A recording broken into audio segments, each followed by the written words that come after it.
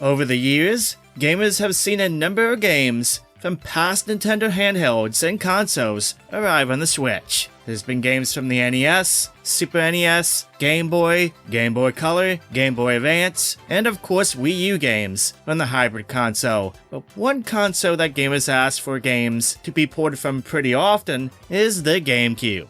Well, would you believe? There's actually already been a number of Gamecube titles that have made their way to the Nintendo Switch. It's probably more than you think. A little game called Pac-Man Vs. was actually the very first Gamecube game to make the jump to the Switch back in 2017. Pac-Man Vs. could often be found as a pack-in title with other Gamecube games back in the day. Here in North America, it was often bundled with the Player's Choice re-release of Pac-Man World 2, as well as the Gamecube versions of iNinja and R Racing Evolution. This game was actually developed by Shigeru Miyamoto and Nintendo EAD, who originally created it as a tech demo to show off the capabilities of the GameCube to Game Boy Advance link cable. The game itself was a multiplayer-only game based on the original arcade Pac-Man game that had one player controlling Pac-Man while others play as the ghosts. The first one to reach a certain number of points wins the game. Eventually, the tech demo got reworked a little bit, and this is pretty much what we got here. That said, frankly, it is a pretty basic game, only intended to be a nice add-on bonus, a minigame if you will. It can be fun, but you're not going to play this one for too long. On the Switch, the game can be played by players who own the digital release of Namco Museum for the Switch, or via the physical release of Namco Museum Arcade Pack, which also contains Pac-Man Championship Edition 2+, in addition to the Namco Museum Collection. Ikaruga was a shoot-'em-up game that for us in North America arrived on the Nintendo GameCube first. For those in the Japanese market, it arrived in the arcades first, and then the Dreamcast. What was notable about this game is the polarity system, where every enemy and bullet is colored either white or black. Bullets can be absorbed if the player's ship is the same color, as well as be destroyed if it's a different one. Because of this, there is an incredible depth to the gameplay, especially with getting high scores, in addition to a pretty high challenge overall. It's a shoot-'em-up game that was made for and loved by skilled players. Over the years since, it's received quite a few ports, with the release eventually arriving for the Nintendo Switch system in the May of 2018. As far as any changes, besides a new HD look, there's some updated English translations added, a new section added for unlockables, and that's pretty much it, at least from what I can tell. But hey, that's not a bad thing. Ikaruga is a pretty amazing game, and it's super cheap to pick up on the eShop. It's only $14.99. It's a must-have if you're a shoot-'em-up fan.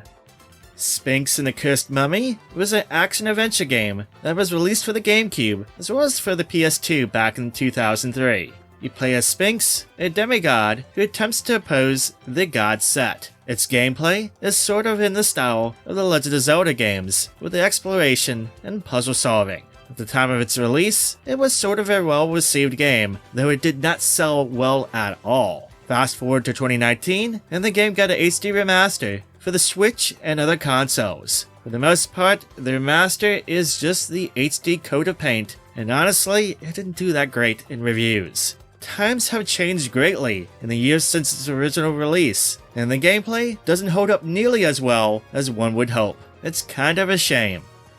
Cel Damage was a vehicular combat game that was a nice budget release of a game back in 2002. It was a game that features graphics that were honestly kind of looking like some 3D flash animation and gameplay that seemed even more bonkers than the Twisted Metal games. There was a lot of cartoon antics with the gameplay, as you could use weapons such as baseball bats, ray guns, giant springs, and even nukes and stuff, and the vehicles would be pretty animated when attacking and receiving damage. It wasn't the best game ever, but it was the closest thing that you would get to a Twisted Metal-like game on the old GameCube. Years later, on the PS3 and PS4, the game saw an updated release, a Cel Damage HD, that up-res the game to a HD resolution and included a few minor changes. This version eventually got re-released to other platforms, and it arrived on the Switch back in 2019.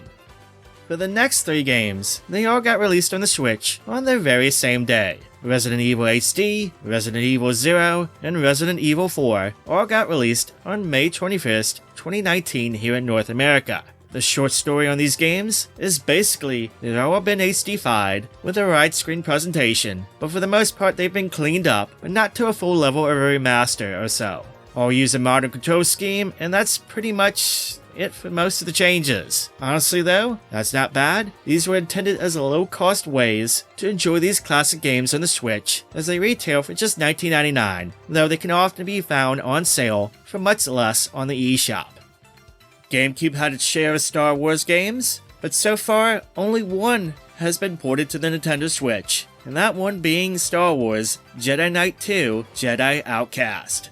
The single-player campaign has you playing as Kyle Katarn, who after regaining his Force powers, will need to use both his light side and dark side powers to fend off enemies, explore, and solve puzzles. The game is a continuation of the first two Dark Forces games from the mid-90s. The version on Switch is largely the same game, it's been upscaled to HD, and now the gameplay is in a widescreen aspect ratio, as opposed to 4:3 with the original game.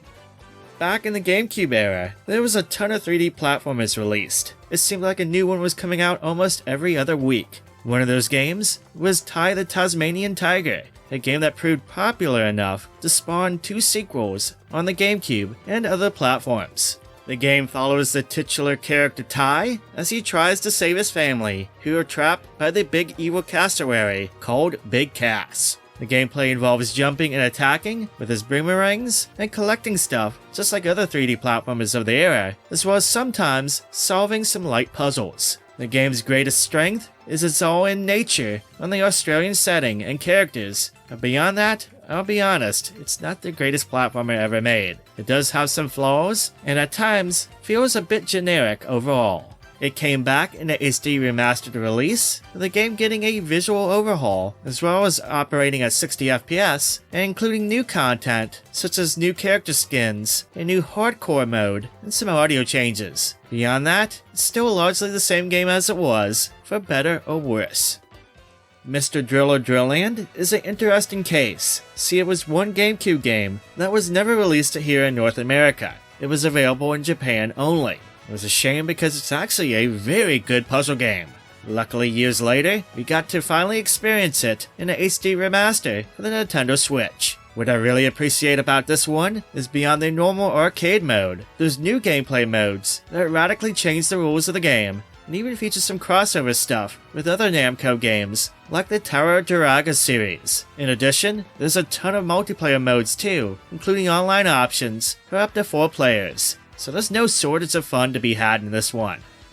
One of the unique things about the GameCube was the ability for some games to use the Game Boy Advance link cable that allowed you to use the handheld in a variety of ways on the system. Probably the most iconic way, I would say, was the compatibility with a game called Final Fantasy Crystal Chronicles when playing multiplayer. The game was an action RPG that had you taking control of a group of adventurers while exploring dungeons as you travel. It won a lot of praise back then for its gameplay, and it ended up spawning a whole series of games. So when a remastered edition of the game was announced in 2020, people were obviously hyped, and when it came out, it had issues. To be blunt, it sucked. Multiplayer was online only, and I remember online having issues too, and it was just a undercooked remaster overall. This is on top of the fact that the gameplay maybe just didn't hold up as well as gamers wish it had. SpongeBob SquarePants Battle for Bikini Bottom was a 3D platformer for the GameCube, one of many of them for the system. This game followed the adventures of SpongeBob and his friends as they attempt to save Bikini Bottom from the clutches of the wee little plankton. For many, this game was a cult classic, a hidden gem if you will, on the GameCube. In 2020, it got a complete remake while retaining most of the original game's design. In addition, it includes restored content that was cut from the original release and a new Horde multiplayer mode that can be played through local or online multiplayer. Even though it is a remake, it's again pretty faithful, and because of that, it can kinda show its age a bit with the gameplay. On top of that, the Switch version had a few glitches and suffered from an unstable frame rate. Still though, if you like SpongeBob or you like the original release, then you'll probably enjoy this remaster. Super Mario Sunshine arrived on the GameCube back in 2002. While the game was popular enough to sell decently well in the system, it did receive some complaints, mainly about the flawed gameplay mechanics, the game's camera, as well as the difficulty. It's by far the hardest 3D Mario game ever made, and that's partly due to the fact that there's a few unpolished segments of the game. Flaws aside, it is still a solid platformer, even if it wants to make players throw their controller out the window at times. In 2020, Switch owners got access to the game via the limited release collection called Super Mario 3D All-Stars, which also included Mario 64 and Super Mario Galaxy. The release here is emulated with the game in a higher HD resolution with a 16:9 aspect ratio, and that's pretty much it. The GameCube controller, while not supported at launch, was later patched in for support so Switch players could experience the game with proper analog triggers. That all said, this release here is pretty bare bones, and it still boggles my mind why it was limited in the first place. Yep, you can't really find this one new in stores anymore, and it's not on the eShop, so if you don't own it by now, your best bet is the secondhand market, and it's a bit pricey. Asterix and Obelix XXL was another game that wasn't released in North America on the GameCube back in the day. That said, it did appear on the PlayStation 2 under another name. The game is based on the French comic book series Asterix, and it follows the characters as they battle the Romans in a game that is typical of action-adventure games released back then, or even 3D platformers, with many of the same elements, including gathering collectibles. The spin the game provides on the formula is that it includes a bit of light beat-em-up elements to the gameplay as you face off against the many enemies. Now honestly, I don't have any love for the original game because I never played it back then, but from what I played from the remaster, the gameplay, unsurprisingly, feels a little bit dated. From what I gathered too, they didn't do a whole heck of a lot for this remaster, beyond upping the visual quality and having HD resolution. So yeah, that's pretty much what we got. It's pretty bare bones here. That said, if you do have love for the original game, then ignore me, and perhaps give it a shot. It's often on sale on the eShop, so you can pick it up pretty cheap for the system. Just like the first game, the Tasmanian Tiger 2 got a re-release in a HD version 2 on Switch. The game itself is more of a big improvement over the first game, adding a lot more variety to the gameplay, with more boomerangs to use, a bunch of vehicles, and even includes some multiplayer modes. The game itself just ended up being a much more fleshed out game overall on the GameCube. The remaster on Switch includes many of the same changes from the first remaster. The same visual changes, HD presentation, new skins, a new gameplay mode, and such. Baldur's Gate Dark Alliance was an action RPG game based on the Forgotten Realms campaign setting of Dungeons & Dragons, and the gameplay itself was based on the rules of Dungeons & Dragons 3rd Edition, which was released in the year 2000, a couple of years prior to the GameCube release. I'll be honest, I'm dumb when it comes to Dungeons & Dragons stuff, but there's no denying that this game doesn't have its charm, or at least it did back then. The port on Switch is pretty by the numbers from what I can tell, HD upscale, and widescreen format now, and that's pretty much it. 13 was the first-person shooter that came out for the GameCube back in 2003, and it was a solid shooter that was notable for having cel-shaded graphics, which not many games at the time had that, to be fair. Anyway, years later, a remake was made, and it arrived on Switch, and to be honest, I really wish they hadn't. The remake ended up being a disaster, notable for a ton of performance and technical issues and glitches, and yeah, I'll be honest, I'm shocked it's still available for purchase, because it's so bad, the remake is so awful, that it's probably better left to be forgotten. If you want to play 13, just track down the original version. Metroid Prime, on the other hand, is a remastered edition that's totally worth getting and playing because holy cow, what Nintendo did to this game is nothing short of amazing. The original game on the GameCube was a fantastic transition for the series at the time, taking the classic 2D gameplay and exploration and transitioning the series to a 3D format. I know very often Mario and Zelda games always get talked about first when it comes to great transitions from 2D to 3D, but honestly, Metroid is right up there with the original Metroid Prime. The remastered edition keeps the classic gameplay intact, but adds a huge visual overhaul that makes the game just look mind-blowing. and they did it all for $40. It's priced great, and what they did to make this game look so good, I mean, they really nailed the remaster for this. If you haven't yet picked this up for the Switch, do yourself a favor, make sure to pick this up, play it, it's a must-own. Many moons ago, Tales of Symphonia, an RPG in the famed Tales series, arrived, and for many GameCube fans, they consider this one to be one of the very best RPGs for the system. Fantastic gameplay, wonderful, memorable characters. It's a great game, so of course, Nintendo fans were initially hyped to see it coming back again in a remastered edition for the Nintendo Switch. Except we didn't get the GameCube version. Yes, the game arrived on the GameCube first, but it ended up coming out on the PlayStation 2, and that version operates at 30 FPS, while the GameCube version operates at 60 FPS. 30 FPS issue aside, the remastered edition for the Switch launched with technical and performance issues, and honestly, the remaster itself isn't even that much better over the old PS3 release. Fans expected better, and it got slaughtered in reviews, and rightfully so, and it's one of Bandai Namco's few fumbles on the Switch. I'd recommend hunting down another way to play this game, and just skipping the remastered version on the system. Harvest Moon: A Wonderful Life originally arrived on the GameCube back in late 2003, and by this time, there had already been a number of games in the series. That said, this was the first game in the series for the GameCube system, and the first one to really take a story stance. Not that the others didn't have a story per se, but in this game, the story really did dictate a lot of the game, with parts of the game divided into chapters that you must complete in order to progress. Since the game's release, the series eventually became known as Story of Seasons, dropping the Harvest Moon name, and as part of their remake series, developers Marvelous ended up completely remaking the game for the Switch and other platforms, as well as including elements from the girl version of Harvest Moon: Another Wonderful Life. The remake here introduced a number of changes, including a new translation and quality of life changes, but it still retains a few issues from the original game, including the really slow-paced nature of the game.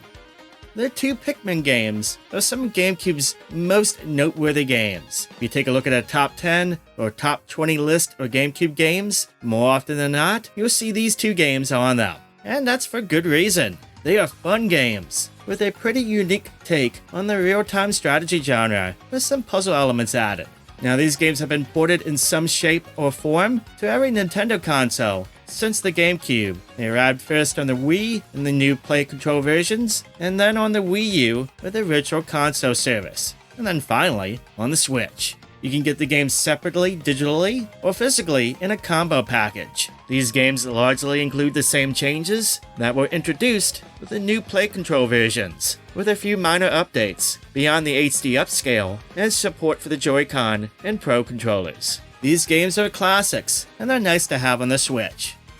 While the remastered edition of Tales of Symphonia was in all honesty a dud, the one for the Baten Kaitos games is much better, thankfully. Baten Kaitos 1 and 2 HD Remaster contains the two games that originally were GameCube exclusives. Back in the day, these games kind of flew under the radar a bit, but they did have their fans. Over time, these games became notable for a very unique gameplay system that combined elements of traditional turn-based JRPGs with elements of card games. While in recent years, we've seen more of that style pop up for indie games, at the time, no one, and I mean no one, was doing anything of that sort, so it really stood out. The remastered edition includes a revamped UI and graphics, as well as new quality of life features, like turning encounters off, auto battle, and auto save. Okay, to be fair, there isn't a lot of changes going on, but at least it doesn't have all the technical issues that the Tales of Symphonia remaster does, so it kind of wins by default. At the very least, this remastered edition of these two games is a super inexpensive way to play these hidden gems now, and that's a win for gamers.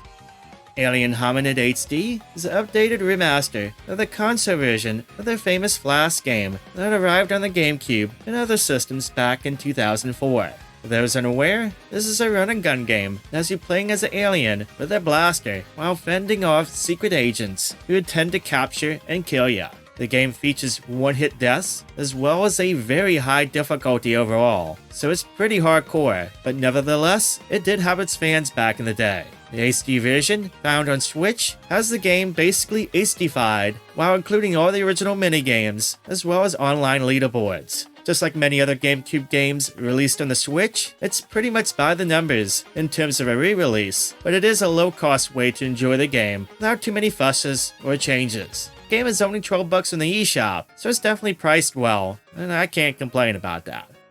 The most recent GameCube game to find its way to the Switch is Paper Mario: The Thousand Year Door via its remake. This version features a number of changes to the original game, with new bosses, items, and badges added, new gameplay features, as well as a lot of quality of life changes, and of course a updated graphics engine over the original release. Nintendo really went through this game with a fine-tooth comb, and they basically reworked every asset and even the music too. It is an impressive remake. The only downside to it compared to the original game is now it's operating at 30 FPS. Yes, the original was 60 FPS, and while I would be lying through my teeth by saying it doesn't irk me a little bit, by no shape or form do I think it's a bad release. It's the only negative I have on an otherwise fantastic release. Also, I'm just glad this GameCube classic has a second chance for a whole new generation to enjoy one of Mario's best adventures, and hopefully it means we get more Paper Mario titles that follow in the path of Thousand Year Door. Now before I end today's video, I do want to give a shout out to some GameCube games that while they haven't been officially ported, remastered, or remade for the Switch, they do exist on the system through some special cases. Like for example, games like Super Monkey Ball and Super Monkey Ball 2 in the GameCube have just about every level included in Super Monkey Ball Banana Mania for the Switch. Certain stages have been changed up a bit, but you can still access most of the original stages, as well as play them with some updated modern controls. GameCube gamers might remember the Mega Man and Mega Man X collections for the system. On Switch, these have lived on in updated versions, dubbed the Legacy Collections, and they include a bunch of new features. And in some cases, like the X Collection, also include some games not included in the original collections. Crash Team Racing Nitro Fueled was largely a remastered version of Crash Team Racing, but it also included content from Crash Nitro Kart and Crash Tag Team Racing, two games in the series that were released on the GameCube back in the day.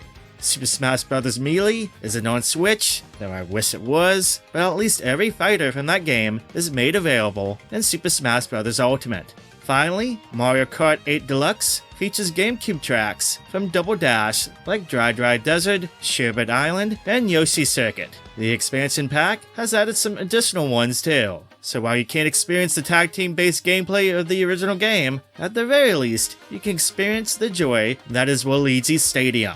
And there you go, that's every GameCube game that can be found on the Switch. Are you surprised with how many games from its library found its way to the system? What's your favorite game from today's list? Let me know in the comments down below. But that's all from me today. It's been nice reliving the GameCube days in today's video. The GameCube has had a lot of awesome games, and it's good knowing that some of these games are available in some shape or form for a new generation to enjoy. Still though, I kinda hope we see more of these games make the jump to modern consoles in the future. Anyway, thank you so much for watching and subscribing. I hope you have an amazing day, and I'll catch ya on the next video.